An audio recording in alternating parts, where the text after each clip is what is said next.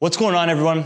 I'm Chris Diamantacos from Clearcut Fitness, and this is just a follow-up video from my first video review that I did of the BC glute benches.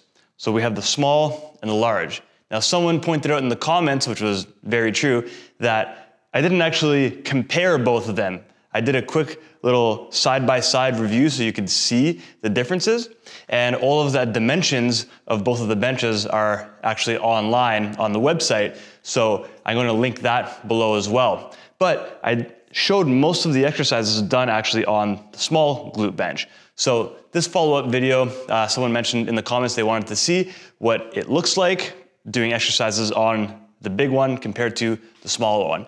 To help put things in perspective for you, I'm around 5'10" and about 175 pounds. I'm gonna be going over a few of the different exercises that you would usually do on a small or large glute bench. And you'll notice that I'll be able to do every exercise on both of them. However, you will see for someone my height and taller that the bigger bench is more useful for me and I can get a bigger range of motion in some exercises. First up, we'll take a look at what a regular hip thrust does.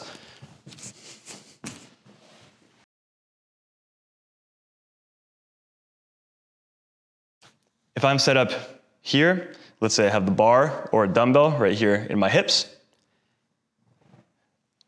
you'll notice that here I can get a nice big lockout. You'll see that at the top, I get a flush lockout here.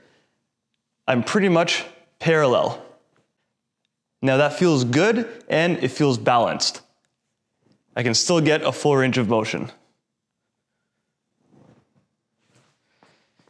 Now take a look at the small glute bench.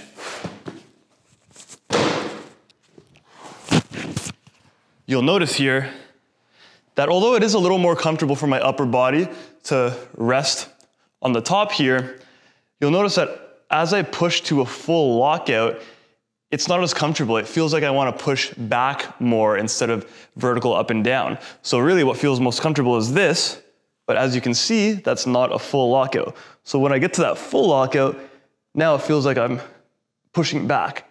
So I have to actively be aware of that, think about it so that I don't push back more and I push up more. That's why for me, someone around 5'10" or taller, you're probably going to want the bigger glute bench. Now, I do have longer legs and a shorter torso, so that might affect it, the situation as well. If you have shorter legs and a longer torso, then maybe the smaller bench is good for you, even if you're the same height as me. That's something that you're gonna have to test out on your own. I'll show a quick example of what they both look like with a dumbbell on my hips.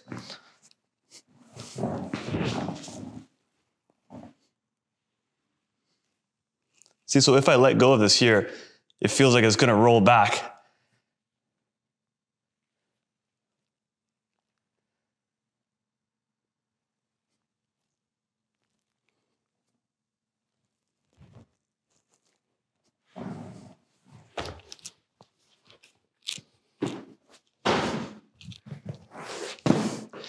Another great thing about these is that they're so light.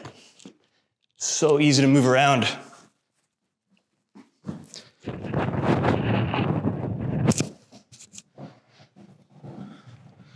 So if I start from the very bottom here, it's actually quite tight. I gotta suck in a little bit, but again, that's because it's the dumbbell. If it was the barbell, it would fit much better on my hips.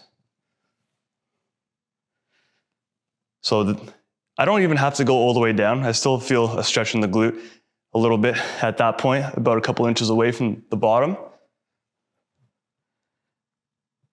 And I'm still able to get a full lockout. And this is, I'll move my feet out a little bit more. This is more comfortable so I can get all the way down, all the way up.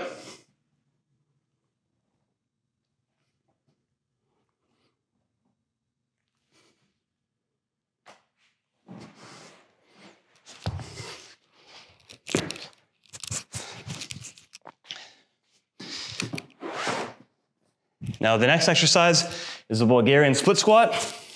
So let's just do it. Let's just do it in the goblet position here. So you'll notice that I can do it on the big one. It's a little bit of a stretch, but it's fine. And it's just my toes that really touch. The top of my toe, my forefoot, that touches the actual box or bench.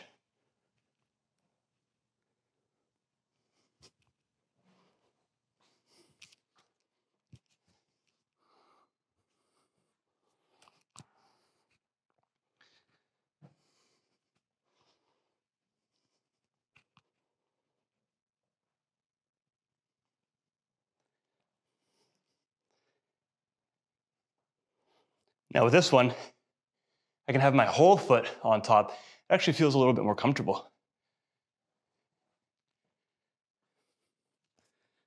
If you want, you can even use this glute bench to do some pressing off of.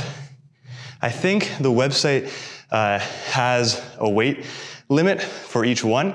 I can't remember exactly what it is off the top of my head, but again, the website has the specs. If you were to do it though, again, if you're my height, the small bench is not ideal, and your shoulder blades really, your shoulders really come off the sides. So you have to make sure that your form is really good. Your shoulder blades are pinching into your spine or squeezing together into your spine, so you're nice and stable. Otherwise, you'll want to be benching on a wider bench so you can get all of your shoulders touching. I think the easiest way to do this is to have the weights up here, kind of thrust up, and just have your upper back resting on here. So it's almost like you're still doing a glute bridge to maintain the position. Sorry about that, guys. I actually had to pause. Sorry about that, guys. I actually had to get rid of the audio there because the microphone was getting all muffled in my chain, in my shirt, and just because of the position that I was in. So you actually can't hear anything that I was saying. Basically, all I'm trying to say is that it's interesting with the small bench because your elbows can get so much lower since it's only in the inside of your spine that's actually being supported by the bench. So you can bring your shoulders way down and get a huge stretch in the pecs and the shoulder. Now that may be good for some additional hypertrophy. Sometimes you want that big stretch, although if you're susceptible to shoulder injuries, it's not good for you. Again, I probably don't recommend doing that with super heavy weights, but if you're gonna go for a lot of reps and just get a pump, it's totally good for that.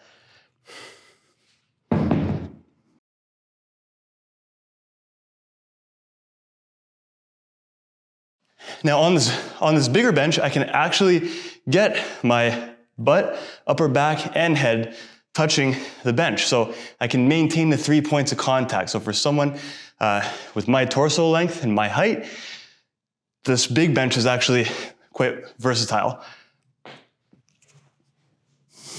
A little bit more support in the shoulders as well.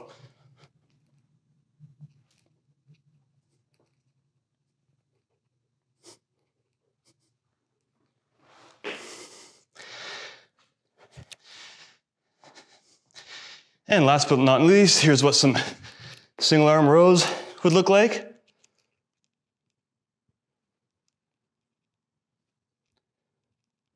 I'm able to maintain a neutral spine, and it still feels very stable.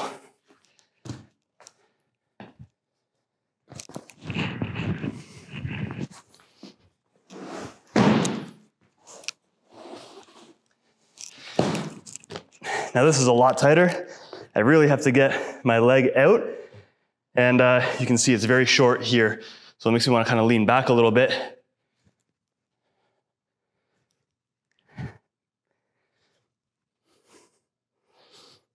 And this is just a regular range of motion. I can't actually do too much of a more lat-focused back row, or else I'm gonna hit my leg like that.